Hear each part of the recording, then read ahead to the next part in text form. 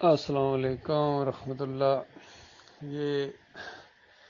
بہت ہی زبردست بیان ہے اللہ تعالیٰ کی کتاب کا، اور بڑی سخت تنبیہ ہے کہ ایسے لوگوں سے بالکل کنارہ کش ہو جاؤ، جنہیں بالکل چھوڑ دو، ان کو ذرہ برابر ان کے ساتھ تعلق نہ رکھو، جنہوں نے اپنے دین کو کھیل تماشا بنا رکھا ہے، کھیل تماشا،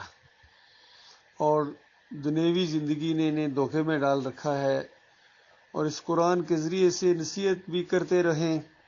تاکہ کوئی شخص اپنے کردار کے سبب نہ پھنس جائے کہ کوئی غیر اللہ اس کا مددگار ہوگا، نہیں مددگار ہوگا، یعنی اس انداز سے بات بیان کی جا رہی ہے، غیر اللہ پھر اس کو نہیں بچا سکے گا، حتیٰ کہ یہ دنیا کی پوری دولت معاوضے میں دے دے تو پھر بھی اس کی وہاں جان نہیں چھوٹے گی، پھنس جائے گا یہ بری طرح۔ اور خوفناک قسم کا عذاب ہے، گرم ابلتا ہوا تانبا ان کو پینے کو ہوگا، اور دردناک سزا ہوگی اپنے کفر کے سبب۔ تو اللہ کے بندو غور کرو، اگر ان کے پیچھے چلو گے تو یہ تمہارے دشمن ہیں، یہ تمہیں وہاں تک پہنچا دیں گے جس کا یہ ذکر کیا جا رہا ہے۔ اس آیت کے اوپر عمل کرتے ہوئے ہم لوگوں نے ان سارے مسلک پرستوں کو اور فرقوں کو چھوڑا تھا جو کسی نہ کسی شکل میں دین کے روپ میں آئے ہوئے ہیں لیکن ہیں دنیا دار، بریلوی ہوں، دیوبندی ہوں، اہل حدیث ہوں، یہ سلفی ہوں، سب دین کے اوپر اجرت لیتے ہیں اور عقیدے بھی سب کے خراب ہیں، اس وجہ سے چھوڑا تھا۔ اب یہی چیز اگر اپنے کسی قریبی جس کے ساتھ بڑا تعلق رہا ہو اس کے اندر آ جائے تو بجائے اس کو کیوں نہیں چھوڑا جائے گا؟ اسی اصول کے تحت محمد حنیف کے اندر جب یہ شرک آیا اور اس نے ڈنڈے کے زور سے جماعت کے اندر نافذ کیا سجدہ تعظیمی کا شرک، اور اپنی تفسیر دعوت القرآن کے سورہ یوسف کی تفسیر جبکہ انہوں نے 100 نمبر آیت کی، تو یہ الزام لگایا پورے خاندان یعقوب علیہ السلام کے اوپر کہ انہوں نے، یعنی مشکلوں مصیبتوں کا وقت جب ختم ہو گیا تو اس کے بعد پورا خاندان اللہ کی بجائے یوسف علیہ السلام کے سامنے سجدہ ریز ہو گیا۔ تو یہ ایسا انہوں نے شرک، نہ صرف شرک بلکہ ایک نبی کے اوپر، دو نبیوں کے اوپر الزام، دو نبیوں کے اوپر، یوسف علیہ السلام کے اوپر بھی الزام ہے کہ انہوں نے سجدہ کروایا، اور یعقوب علیہ السلام کے اوپر الزام کہ انہوں نے سجدہ کیا، اور اللہ کے اوپر بھی بہتان گڑا کہ اس سجدے سے اللہ بہت ہی خوش ہوا۔ اندازہ لگائیے، ہر دور کے اندر اللہ تعالیٰ لعنت بھیجتا رہا ان سجدہ کرنے والوں کو۔ لعن اللہ الیہود والنصارى اتخذوا قبور الانبیاء والصالحین مساجدا۔ نبی علیہ السلام نے فرمایا اللہ نے لعنت بھیجی ہے، یا لعنت بھیجے، لعنت کرے اللہ تعالیٰ ایسے لوگوں کے اوپر، ایسے لوگوں کے اوپر اللہ کی لعنت جنہوں نے اپنے انبیاء اور صالحین کو اور ان کی جو قبروں کو سجدہ گاہ بنا لیا۔ تو جب کسی کی قبر کو سجدہ کرنا جائز نہیں ہے مرنے کے بعد، تو زندگی میں اس کو سجدہ کرنا کیسے جائز ہو سکتا ہے؟ اتنی بات تمہاری سمجھ میں نہیں آتی؟ یہ کہنا کہ پچھلی شریعتوں میں جائز تھا، پچھلی شریعتوں میں جنہوں نے سجدے کیے ہیں ان کے اوپر لعنت بھیجی گئی تھی، کسی شریعت میں یہ جائز نہیں رہا ہے، حرام ہے، نجس ہے، شرک ہے، خارج از امکان ہے، یہ لکھا ہوا تھا ابر اللہ 17 کے اندر، اور جو اس وقت خارج از امکان تھا اب ان کے لیے عین ایمان بن گیا ہے۔ تو انہوں نے اپنے دین کو کھیل تماشا بنا لیا ہے۔ اس زمرے میں یہ آتے ہیں محمد سعید کا گروپ اور یہ حنیف کا گروپ، پھر یہ دوسرے بھی اسی راستے کے اوپر چلے ہیں، ان کو بھی روک رہے ہیں کہ وہی انداز تم نے اختیار کر لیا ہے۔ یہ اختر بیگ نے، دائیوں نے اور یعقوب علی نے وہی انداز، اسی طریقے سے یہ جو کچھ برا ان کو لگا کرتا تھا محمد حنیف سے، وہی کچھ انہوں نے اپنے ساتھیوں کے ساتھ کیا ہے۔ اور اب یہ سب سے زیادہ اگر اس کھیل تماشا کسی نے دین کو اور مناظرہ بازی والے انداز میں لیا ہو تو یہ فیاض محمود باجوہ ہے، جور آباد والا۔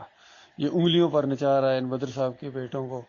اور اس طریقے سے مذاق اڑا رہا ہے دین کا، اور خاص کر جو کریم ہے علم کی، ڈاکٹر عثمانی رحمۃ اللہ علیہ کے سوال و جواب، کہتا ہے میں تو کم از کم ان کو آن نہیں کرتا ہوں، اور تو آن کرنے والا ہوتا کون ہے اوے؟ کہتا ہے میں اپنے سر نہیں لیتا ہوں، میں اپنے سر، جیسے ایسا لگ رہا ہے کہ اس کو کہا گیا ہے کہ آپ اس کی ذمہ داری لے لیں، نہیں تو پتہ نہیں نظام کائنات بکھر جائے گا۔ تو تم سر لو، تمہارا سر اس لائق ہی نہیں ہے، تم نہ ان کو سر لو سوال و جوابات کو جتنے لٹریچر کے علاوہ۔ ہم ڈاکٹر صاحب کے چونکہ ساتھی ہیں، ہم ان کو آن بھی کرتے ہیں، ہم ان کو اپنے سر لیتے ہیں، اور ہر جگہ جو ہے